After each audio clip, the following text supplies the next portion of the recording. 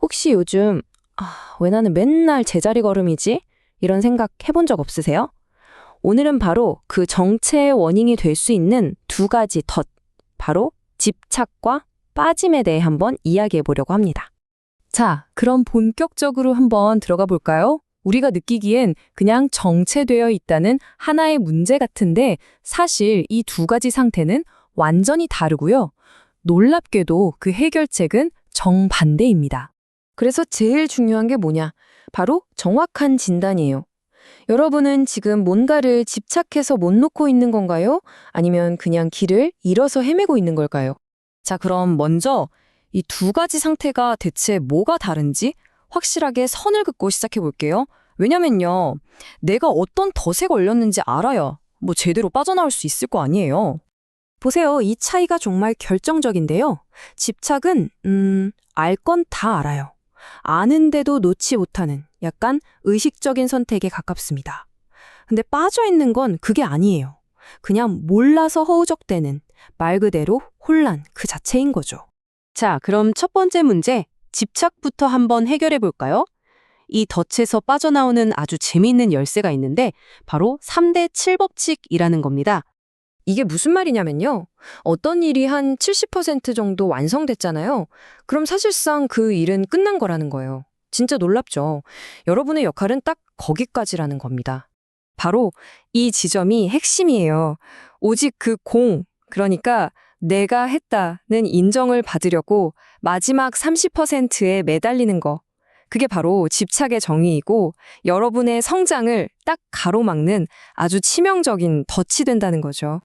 이게 진짜 중요한데 우리가 보통 생각하는 성장은 그냥 위로 쭉 올라가는 직선이잖아요. 근데 그게 아니라는 거예요. 70%를 딱 해내면 옆에서 새로운 기회가 와요.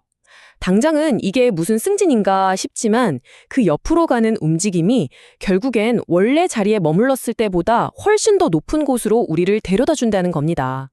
진짜 성장은 이렇게 지그재그로 가는 거죠. 아니, 근데 솔직히 어렵죠. 내가 열심히 해서 공을 세웠는데 이걸 어떻게 그냥 놔요. 그쵸? 근데 왜? 도대체 왜 이걸 놓는 게 그렇게나 중요하다고 하는 걸까요? 이게 이 바닥에 어떻게 보면 근본적인 법칙 같은 거예요.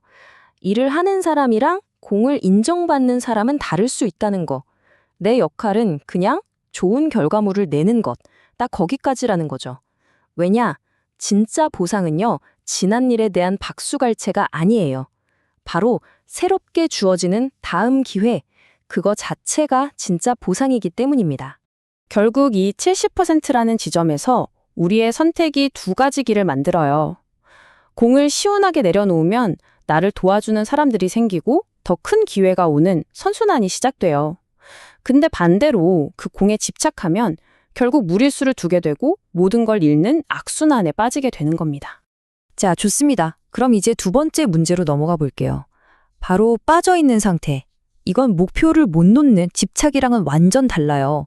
이건 애초에 내가 어디로 가야 할지 지도가 없는 상황인 거죠.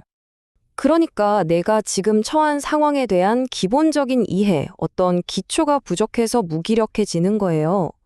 뭘 모르니까 그냥 허우적댈 수밖에 없는 거죠. 그래서 길을 잃었다 싶을 땐 출구를 막 찾는 게 아니에요. 오히려 기초부터 처음부터 다시 쌓아 올려야 합니다. 근데 여기서 정말 흥미로운 점은요. 이 상황을 극복하는 전략이 우리 생각과는 정반대라는 거예요. 막 더 목소리를 내고 나를 증명하려는 게 아니라 오히려 전략적으로 침묵하는 겁니다. 첫 단계는요. 그냥 인정하는 거예요. 아, 내가 지금은 힘이 약하구나. 냉정하게 현실을 받아들이는 거죠. 그러니까 힘으로 싸울 게 아니라 아예 이 게임의 판 자체를 바꿔버려야 해요. 그래서 아주 구체적인 행동 지침이 뭐냐? 딱 100일입니다.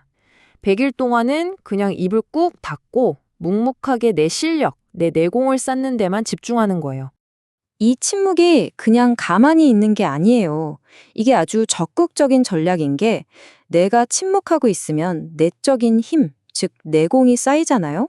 그럼 상대방은 슬슬 불편해지고 쟤 왜 저러지? 궁금해하기 시작해요. 그러다 시간이 지나면 어떻게 되느냐? 그 사람이 먼저 나한테 와서 답을 구하게 됩니다. 바로 그때 힘의 관계가 역전되는 거예요. 이제 내가 더 높은 위치에 서게 되는 거죠. 결국 모든 이야기는 이 한 문장으로 통하는 것 같아요. 공을 가지려고 애쓰지 않을 때 오히려 공이 나에게로 온다. 이게 집착의 문제든 길을 잃은 문제든 마찬가지예요. 깨끗하게 내 할 일을 하다 보면 역설적이게도 진짜 성공은 바로 그때 나를 찾아온다는 거죠. 자, 그럼 이제 여러분 스스로에게 한번 질문해 보세요. 지금 나를 앞으로 나아가지 못하게 가로막고 있는 건 뭔가요? 내가 했다는 공에 대한 집착인가요? 아니면 아직은 기초가 부족해서 길을 잃은 상태인가요? 이 둘의 차이를 정확하게 아는 것, 거기서부터 모든 게 시작됩니다. 오늘 이야기는 여기서 마치겠습니다. 감사합니다.